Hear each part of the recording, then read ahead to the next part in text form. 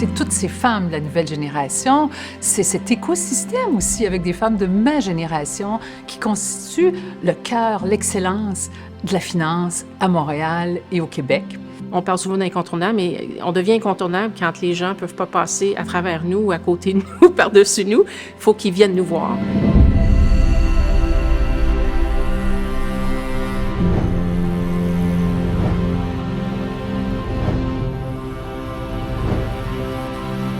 Pour être honnête, quand je me suis jointe à la FFQ en 2018, j'étais un petit peu hésitante. J'étais pas certaine de savoir ce que je faisais à l'association. Et plus j'y allais, plus j'étais vraiment surprise, agréablement surprise de voir ce que la FFQ pouvait m'offrir. Il est rempli de femmes intelligentes, des femmes inspirantes les unes des autres, qui nous amènent justement à réfléchir sur les différentes routes qu'on peut prendre en finance et comment faire pour parvenir à des postes de haut niveau. Maintenant que je suis co-directrice du comité relève, je me fais un devoir, en fait, d'encourager les étudiantes à se joindre à nous. C'est un réseau tellement puissant.